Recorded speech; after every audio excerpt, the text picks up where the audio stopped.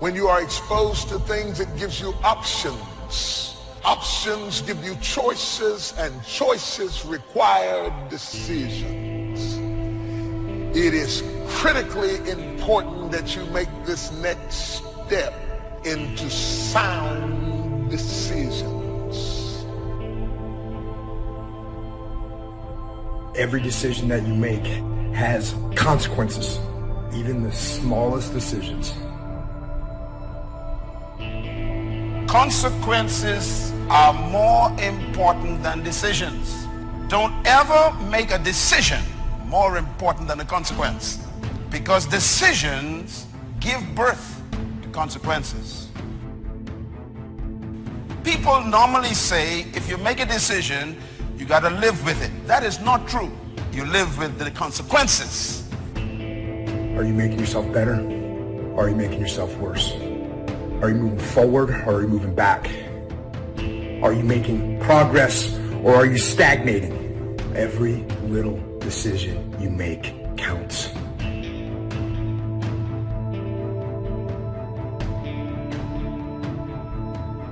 Some people are afraid to make decisions. They just contemplate the options for years and miss the opportunity to change their life because they miss the time factor that is involved in making a great decision. So what you must do before you make any decision in life is don't study the decision. Make sure you exhaust every possible means to study the consequences.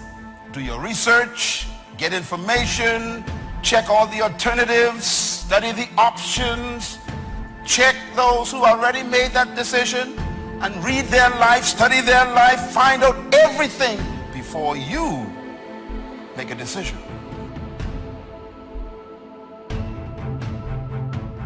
Deciding to decide, to act, is a major, major challenge for all of us. And there are things that happen to us along the way, experiences that we have that prevent us from working through the mental block of acting. And so what I want you to think about is, what is there that you know you need to do, but for some reason or another, you've been holding back? For some reason or another, you just have not been able to gather your nerves or be able to work through the procrastinating or putting it off or justifying or blaming. Some reason or another, you just haven't done it.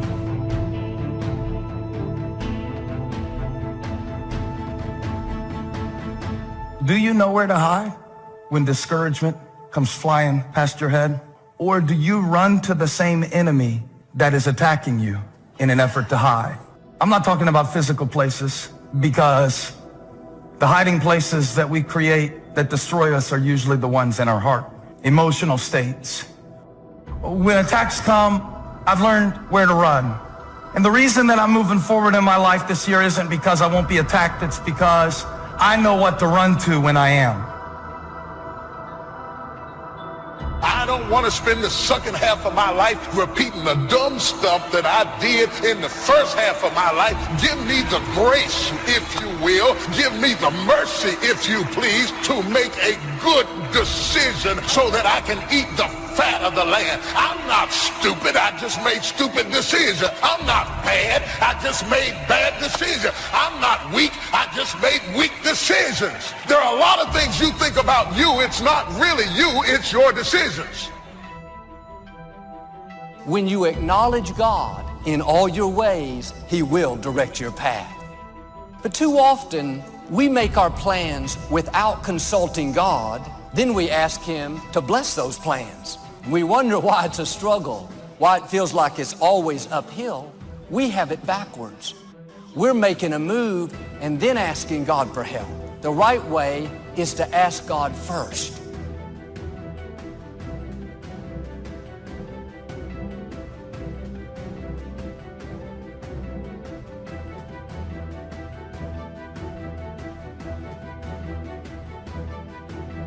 Many people doubt themselves because when they thought about doing something at some critical point in their lives, somebody they respected and honored, somebody they believed in, somebody that they loved, someone they trusted said, "You can't do that." Most of the people who really ain't got it, they go out of their way to try and show people that they have it. The more you go out of your way to show me that you have it, you're confirming to me that you really don't got it. Because it's perception versus reality. Because you pulling up to the club in the nicest car don't mean you actually got gas money. As you begin to look at your emotional, your spiritual, and intellectual development, how many books did you read? How many classes did you take to begin to develop yourself professionally, to improve your craft or your skill? How many new things did you learn? Just take some personal inventory, just thinking. Beginning to know yourself. What are the things about your past that has influenced you right now? You see, a dream, when you get it, will encourage you. There's something about a dream that brings encouragement and joy to people's lives. It gives you excitement. It encourages you. The people who are discouraged are the people who don't have a dream. Because when you have a dream, it makes you get up in the morning. It makes you put your clothes on and go to work because you've got a dream, and a dream has the power to encourage you. You have not because you ask not. It didn't say you have not because your credit ain't straight. It simply say you have not because you ask not. But you don't ask because you ain't got that together. When you ask God for something, quit tripping. He got it from Him. The same wind blows on us all. The wind of disaster, the wind of opportunity, the wind of change, the wind when it's upside down, the wind when it's favorable and unfavorable. The same wind blows on us all. The economic wind, the social wind.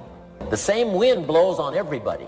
The difference in where you arrive in 1 year, 3 years, 5 years, the difference in arrival is not the blowing of the wind, but the set of the sail. Some people don't want to be for you, and that's okay. You don't need them to fulfill your destiny. You have to set your face. The people that need to be for you will be for you. God has already lined up the right people, people that will celebrate you, people that stick with you through thick and thin. A lot of people never try anything differently because they have been convinced by people in their lives that they value that they can't do it. They're living within the context of the opinions that other people have of them, the low expectations. You need to be patient with the process and not enthralled with the promise. You compromise the rehearsal time and bought the tuxedo for the recital. You want the accoutrements of success, and that's what's killing you. Now you look like something that you're not. Somebody say wrong focus. Joy can only really come to my life when I am focused on what God is doing in this moment. And I cannot focus on what God is doing in this moment in my life if I'm consumed with what He's doing in somebody else's, or if I'm still in regret and bitterness about what happened 3 years ago or 3 months ago. A lot of our lack of joy is really not about possession, it's about position. What I mean is this: He set joy before Him. It's not a question of God's presence. It's about yours. Are you present in this moment? You can't live off of yesterday's manna and expect to have victory today. Yesterday's information may not work today. Stay open for change. Be willing to try something new. What made you successful 5 years ago may not make you successful today. Have the attitude, God, I'm ready for new things. If you don't innovate, you will evaporate. You can't rely on what got you to where you are to keep you where you are. The world is changing. You can't afford to sit back on autopilot and just coast, do things the same way. You'll get left behind. But if we're not conscious of dropping a thought or a behavior that's no longer needed, we take old thoughts, old behaviors that served an old version of ourselves into trying to become the new version of ourselves. So ask yourself that question. What do I need to drop that's no longer needed? Is it a person? Is it a thought? Is it a behavior? Or is it an emotion? If someone is controlling you, it's not their fault, it's yours. You have to put your foot down, make a change. This is your hour. I know people that spend more time worried about what other people think about them than they do pursuing their own dreams and goals. And it's great to get free from addictions, but one of the greatest freedoms is to get free from people. Being successful, y'all, is not a magic trick. You have to learn the principles of success. You can be successful at anything. You really can, man. I don't have no education. I'm telling you, God has an incredible life for you. All you got to do is ask him for it. Be willing to put in the work. But now this work part is hard. Success is hard. But let me ask you a question. Ain't not being successful hard too? You cannot reach your destiny dragging people along, trying to keep everyone happy. Life is like an elevator. The higher you go up, like those spaceships, they let certain stuff off because it's too heavy. Yet some people just too heavy when it comes to drama. When you have goals and dreams and you want to fine tune your life and approach to life, you want to create a drama-free zone. What else is in you? Who are you ignoring? Is there a version of you you're ignoring? So think about that stuff and really begin to ask yourself, am I satisfied where I am? And start listening to that voice inside of you saying, hey, listen, it's whispering right now, but it's calling you. It's saying there's something more. There's something else. There's something else you can give. Deciding to keep your word. If you just decide, I'm going to keep my word. If I say something, I'm going to do it regardless. Being more considerate, more disciplined, being more adventurous. Find something that you can look at your life that you say, hey, I know I've got a problem in this area, being late. I need to take care of that. Procrastinating, I need to deal with that. For things to change, you have to change. I was hoping the government would change and taxes would change. I wished for everything to change. And my teacher said, no, Mr. Rohn, for things to change for you, you have to change. Don't wish it was easier, wish you were better. Don't wish it was easier, wish you were better. And here's the big one. Don't wish for less problems, wish for more skills. You simply need more skills. Stop telling the old story. Here's the truth. Nobody cares. No one cares if you've had a setback. No one cares if you had a victory. And none of those failures, none of those setbacks, none of those victories, and that old character you keep playing is the very thing that will prevent you from becoming this new version of you. Not taking care of business, being seriously not serious. Creating an imbalance in my life where I'm spending more time looking at television or having social fun and not spending enough time working on me. See, most people, ladies and gentlemen, spend more time working on their jobs than they spend working on themselves. It's a story if you're stuck. It's an old story you're telling with an old character that was last year's version, last decade's version. Who's the new character? What's the new script? What's the new story? Your personal philosophy is like a guidance system that helps you make decisions what to do, what not to do. From the information you get and what you learn and what you know, we decide. Maybe your philosophy would have been 5 years ago never to attend seminars like this. You just didn't go. Now 5 years later, here you are. Something happened along the way. So now that little amendment in your philosophy, you now say, I'm going to regularly go. Because it doesn't take but a few ideas to make a great difference in your income, personal life, social life, and all the rest. A change of mind, a change of idea. The more we learn, the more we know, the better we're able to make better decisions. So what is the worst thing that can happen? I want you to visualize that, experience that, feel the nervousness and the discomfort. And the more you run it in your mind, the less power that it will have. Your philosophical guidance system does two things. Number one, helps you to see the dangers on one side, so you can avoid those.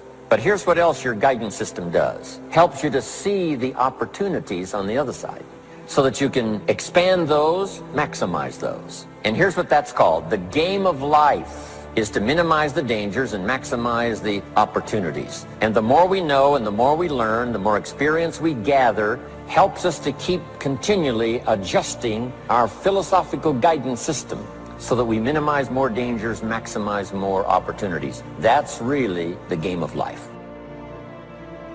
Stop hanging out with people that make you look good by how little they know. And so you can condescend to them so that you can be a great fish in a small pond. Get around people who make you feel stupid because they stretch you. They make you grow. They make you read. They make you study. They stretch you. They expose you to great information. Then you can make great decisions. No matter what's going on in your life, you can be happy and so blessed that people will envy you and envy your life. No matter what's going on in your life. Now that blessing is attached to a moral excellence or a virtue of soul called the poor in spirit, which really means the humble-minded, those who are totally dependent on God, and those who don't think that they're better than other people. Have you ever had anybody turn on you? It's one thing to have an enemy. I don't have no problem with that, because if I know you're my enemy, I dress for you. I come in there prepared, because I already know you and me, we don't do each other. We don't do that, so okay. But the heart cracks when somebody who fought with you now fights against you.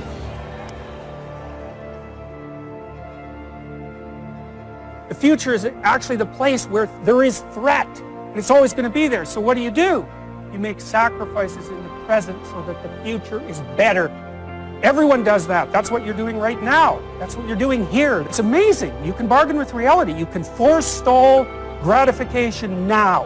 And it'll pay off at a place and time that doesn't even exist yet. Who would have believed that? It's like that's a miracle that occurs.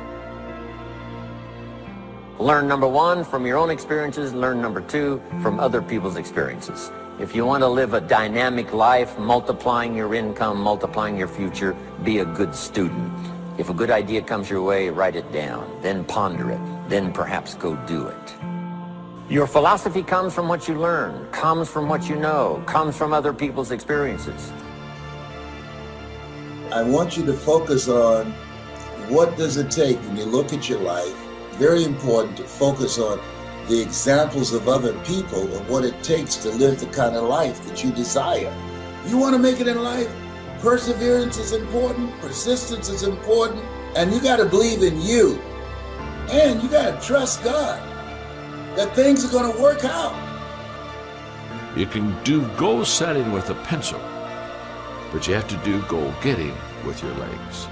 And it's the action that separates us. The greatest gap in this world is the gap between knowing and doing. Knowing is goal setting. Doing, now that's goal achieving. You got to take action. This attitude is rarely found. Well, anyway, if you've been troubled by the old familiar human malady of running up too many roads and trying to run up more than one at a time, pick the one out of all of them which seems to offer the most promise, forget all the rest, and dig a deep, straight highway to your goal in life. You'll be amazed at how quickly it can be reached, and the time will pass anyway. A lot of people think that what's possible in their lives is strictly determined by where they came from and what happened to them. No, you have no idea how far you can go, how far you can stretch, how far you can reach. So you got to take that thing and hold on to that and figure out, well, how can I apply this into my life? If I take this might be the day mentality that everything comes together for me. You don't know what's possible in your life. You have no idea how far you can reach, how far you can stretch. You have no idea. The happiest people on earth are those who are emotionally involved in what they're doing. This calm, cool, collected bit is all right for cows, camels, and turtles, but it'll never produce a great sermon, symphony, business, piece of architecture, painting, marriage, or the miracle of a child. When you lose the excitement and heightened feeling of emotion in what you're doing, you'd best look around for something else. Humans have an unreal capacity to get great at things, even if they don't have a natural talent for it, if they're immersed in it, and to learn something and acquire a ton of knowledge in a short period of time as well. Society is conspiring all the time in our culture to completely distract you so you never win. And they get these different things on television and our phones and in our lives to just get us distracted so we never get obsessed. We never get laser focused for an extended period of time. People without vision perish, and they die in a life of mediocrity. They die with their dreams still in them. They die living a misplaced place life, making the cemetery rich and Miles Monroe angry. So for me, my brain's saying, that's it, right there. Move as fast as a rocket, Mel. I wanted to change my life. And I think most people that are miserable or that are really like dying to be great, we want to change. We want to live a better life. We want to create more for our families. We want to be happier. The desire is there. It's about how do you go from knowledge to action. If you do something often enough, a ratio will appear. Key phrase, if you do something often enough, a ratio will appear. It's amazing. In baseball, we call it batting average. If you talk to 10 people, one says yes. Now the ratio has begun. 1 out of 10. Here's something interesting about the law of averages. Once it starts, it tends to continue. I talk a lot about your instincts and inner wisdom. When you set goals, when you have an intention on something that you want to change about your life, your brain helps you. What it does is it opens up a checklist, and then your brain goes to work trying to remind you of that intention that you set. And it's really important to develop the skill of knowing how to hear that inner wisdom and that intention kicking in and leaning into it quickly. If you're in a negative vibration, the only thing you can attract to you is something negative. How do you change? Well, one good way is consciously pick the people you associate with. Pick with people who are winning. Go mix with them. Do what they do.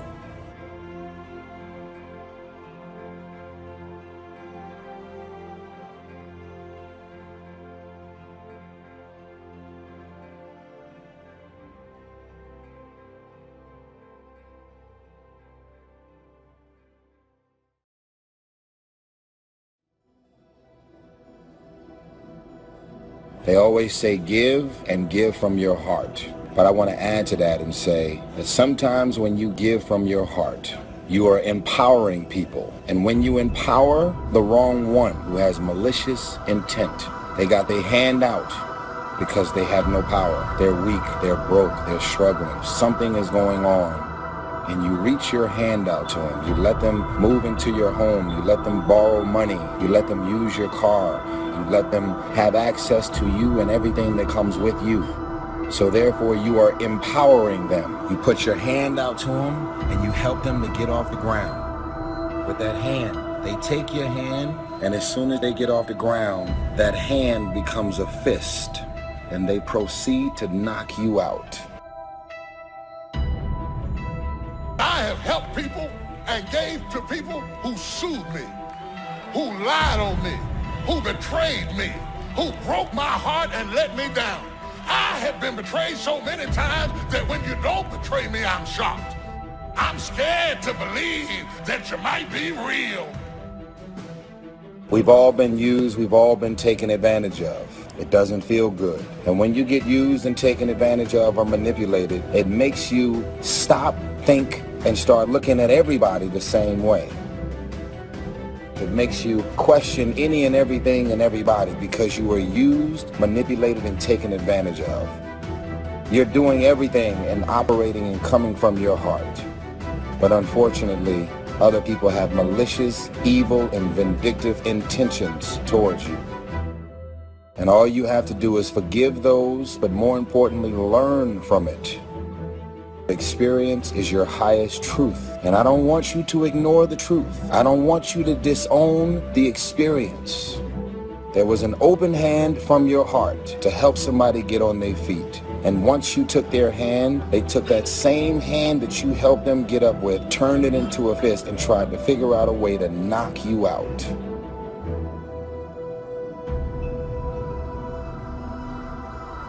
If you got somebody that's dragging, that's going down in a downward spiral, and you decide that you're just going to pour everything into them, well, then you're going to go down that downward spiral as well. And now you're not going to be able to help them. So I think you definitely have to take care of yourself as a person so that you have the platform to take care of someone else and help someone move in the right direction. Oftentimes when you think you're helping someone, you're really just enabling them. You got to detach. You got to make sure you're not becoming emotional. You got to make sure that you're seeing the person and the situation for what it really is. Not what you want it to be, but what it really is, who they really are, what they are really doing. And then when you're detached, you got to make logical decisions from that point of detachment to decide whether this person can be helped and how far you're willing to go to help them. And you got to remember, you can't be a hero to everybody. Sometimes it takes you a minute to process what to do when right goes wrong. You're not ready for a new relationship because you can't figure out what happened in the old relationship because you said, I gave my very best and it went wrong. And so I have lost confidence in my best.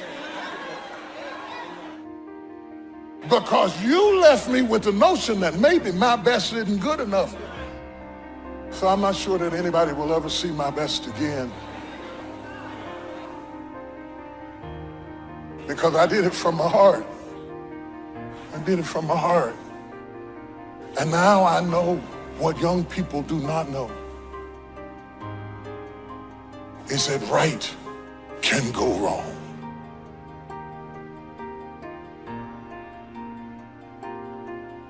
People who are not your children, you are under no obligation to help people. You're not responsible for another adult's happiness, well-being, or welfare. You're not responsible for that, nor should you make yourself responsible for another person. Take that pressure off you.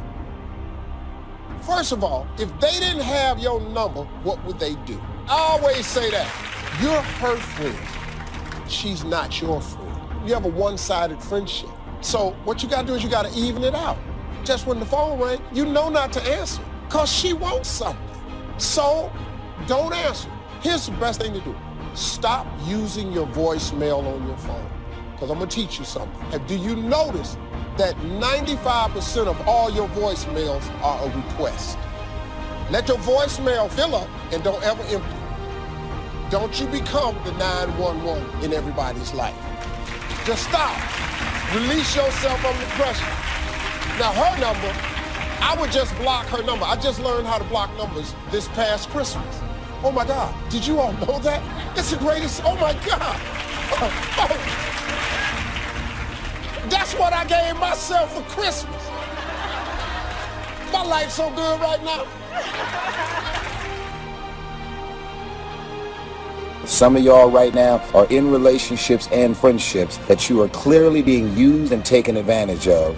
They're either gonna come after your man when you let them live with you, come after your wife. They're jealous of who you are and all the things you have, and yet they're using you for these various things. Pay attention to people and who they really are. Don't manipulate your mind to thinking, you know what, maybe I'm just being a negative person. There's this thing called instincts, intuition, and discernment. Pay attention to them. Don't disown them, because you will end up in pain in the end if you don't move on the discernment, the instincts, and the intuition about people, things, and situations.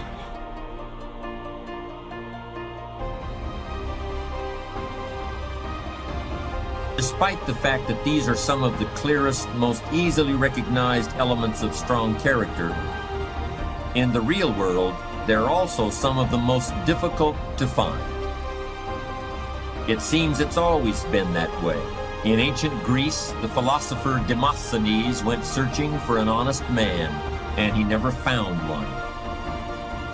I've been fortunate. I think I've known a great many honest people. But if I measured that number up against all the less than ethical people I've encountered, I guess I'd have to admit that even in my experience, honesty and integrity are rather rare. Why is that? I hope to provide some answers. I want to start talking about honesty by looking at the exact opposite of honest behavior. There was a time when telling a lie was very serious business. I'm speaking now of the days before lawsuits and legally enforceable contracts. In those days, lying was a very serious matter. It was also very serious if you accused someone of lying. Today, a breach of integrity in a business matter might mean calling in the lawyers But for hundreds of years in the past, calling someone a liar was the most common way to provoke a duel, at first with swords, later with pistols. Dishonesty was treated like a personal insult that demanded immediate redress. You have to think, you can't just feel, you have to think. You know, even when you're taking care of kids, part of what you're doing is being compassionate. But if you're too compassionate towards your kids, then you do everything for them.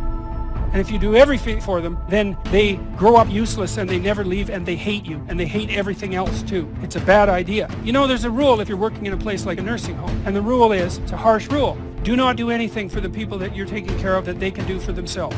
And so if they have to struggle to feed themselves, you don't bloody well intervene and feed them. You let them maintain their damn independence. And you have to be a hard-hearted bastard to do that, you know, to watch someone struggle like that. But you're furthering their medium to long-term independence and development, and you do the same thing with your children. Treating your children like they're endless permanent victims is a very bad idea. And one of the problems with being really strong is that no one ever asks you if you're okay. No one ever comes to you in the same way that you generally reach out to other people, and I know because I've experienced this. I tend to be the rock that most people lean on, and where is it and how is it that you can find someone that can pull you up? It has been a challenge of mine, and it's something that really used to bother me at a real visceral level for so many years. I'm to the point where I wanted to cry. Because it's like, who can I lean on? And I know that's your problem. I know that's what you're dealing with, and you're asking me, how do I go find a mentor? How do I find someone that could support me? What I've found is that there are two types of mentors that have been most valuable in my journey to becoming a stronger version of myself. That through books. You're going to find that there are certain individuals who have written volumes and volumes of text that will support you in almost every area and endeavor in your life. But you also need someone who's there with you, who's talking to you, who you can touch and see, who's going to support you. And it's not easy to find that type of person. In fact, those that are more able to help you than others in that regard are really busy. Their time is spoken for on so many different levels. When I say I have mentors and I go see mentors, it's not that I was so lucky that some older man took me under his wing.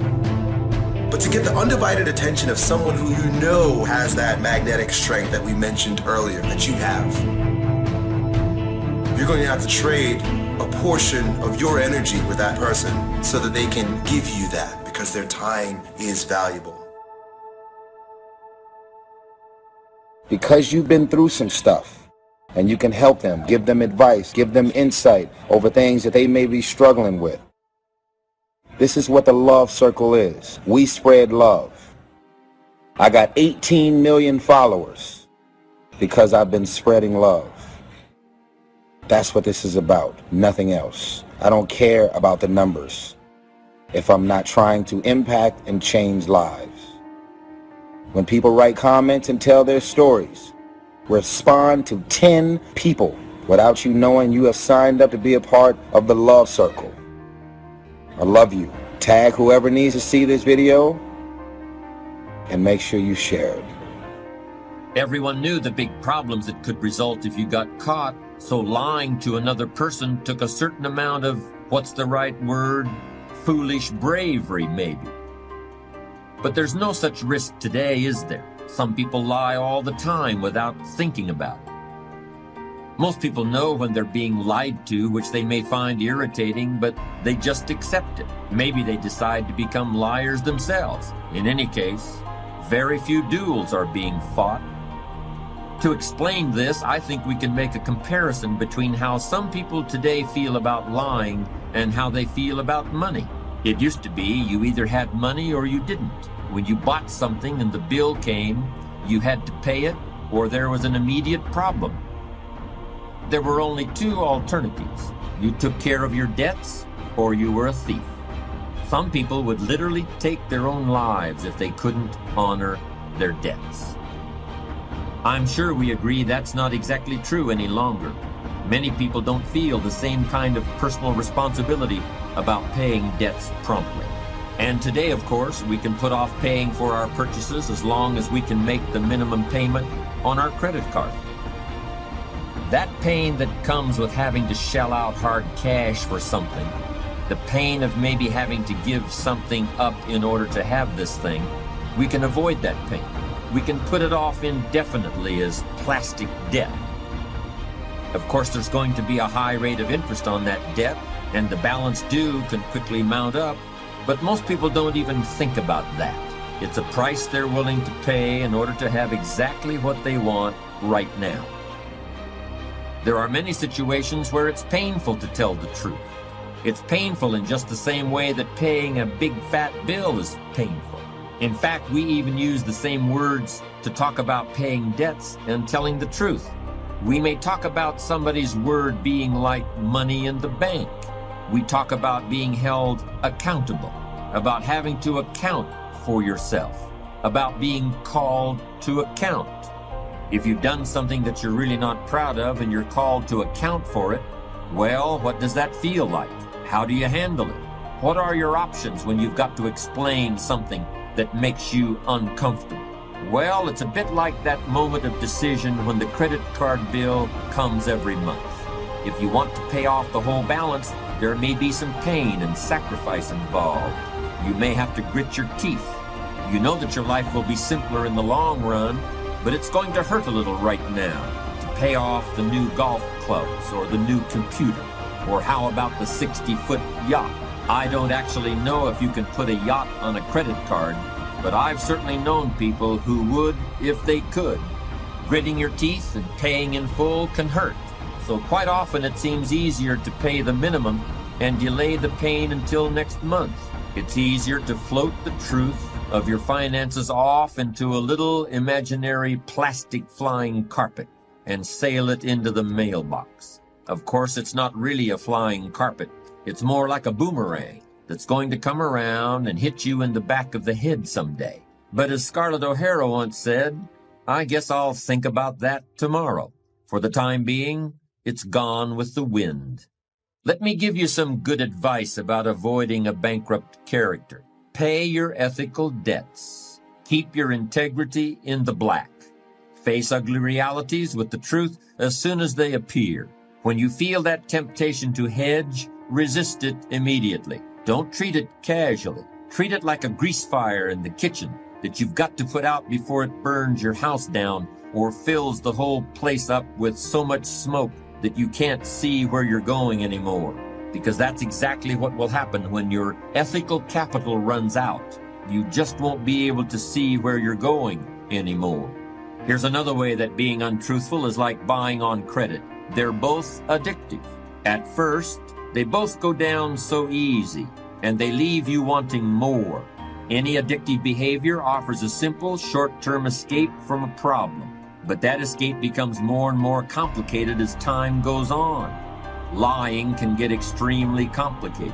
You've really got to have an outstanding memory to be a good liar, because you're always having to create more lies that are consistent with the one you told in the first place. I'm sure we have at some time been caught up in a dilemma like that. Shakespeare had it right all along. What a tangled web we weave when at first we practice to deceive. Maybe you think I'm being a bit tough here. Am I really saying that in every instance you've got to tell the truth, the whole truth, and nothing but the truth? So if somebody asks me, how are you today? I'm supposed to say, well, I gotta be honest with you, I have a sore finger. Last night I had a headache, and I've got to admit that my foot hurts a little. No, that's not what I mean. In fact, I think there are many times when some flexibility with the whole truth and nothing but the truth is called for, and I'll be discussing those later.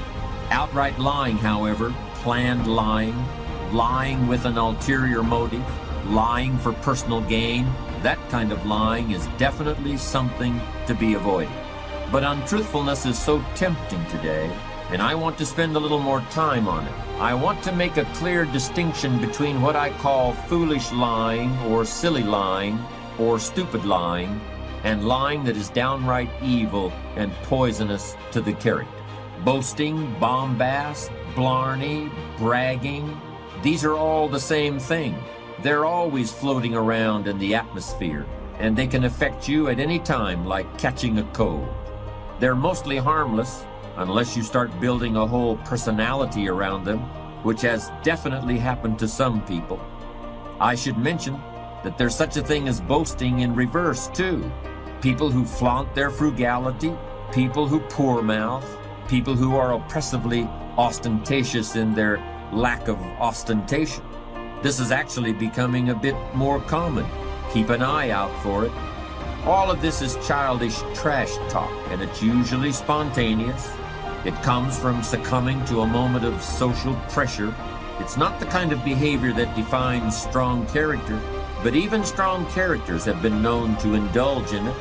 Ernest Hemingway was a great writer and one of the most powerful personalities of the century, but he could be reckless too. In any case, this kind of bragging and blarney should be distinguished from what I consider real lying. Real lying isn't like putting bills on the credit card. Real lying is like theft.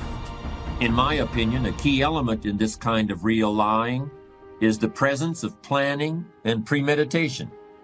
If somebody is a supervisor in a corporation and he steals one of his subordinates' ideas and takes credit for it in the eyes of the CEO, that requires a whole chain of events and a conscious decision to keep the deception going through the various links in the chain. That kind of lying is theft. It's not only theft of the subordinate's idea, it's stealing from the CEO too. It's stealing the CEO's sense of reality. It's creating an illusion. If someone falsifies an earnings report in order to inflate the price of a company's stock, that's deliberately creating a mirage in the minds of the investors. In the real world, both these examples have happened, and many times lives and careers have been ruined. It's been my experience that those who engage in serious lying and unethical behavior get caught one way or the other. Usually the people who are being deceived awaken from the illusions that have been foisted upon them. But even if this never happens, the criminal, and I don't think that's too strong a word, has to buy into the illusion so deeply himself that his own sense of reality is eroded. By trying to loosen other people's grasp of the truth, you end up losing your own. All of it, small-time lying and big-time deceit. It all comes from fear. Somebody is afraid the truth about themselves isn't good enough, so they depart from the truth. Somebody secretly fears that they can't really come up with ideas of their own, so they steal somebody else's ideas. Or they fear their company isn't really going to succeed, so they come up with a way to inflate the share prices. It's really cowardice. Courage is fearing the right thing at the right time and in the right way. Fear the temptation to misrepresent who you are or what you've done or intend to do. Trust who you really are. Trust your ability to earn the respect of others. Pay whatever price the truth costs. Pay that bill immediately, because in the long run, it's a real bargain.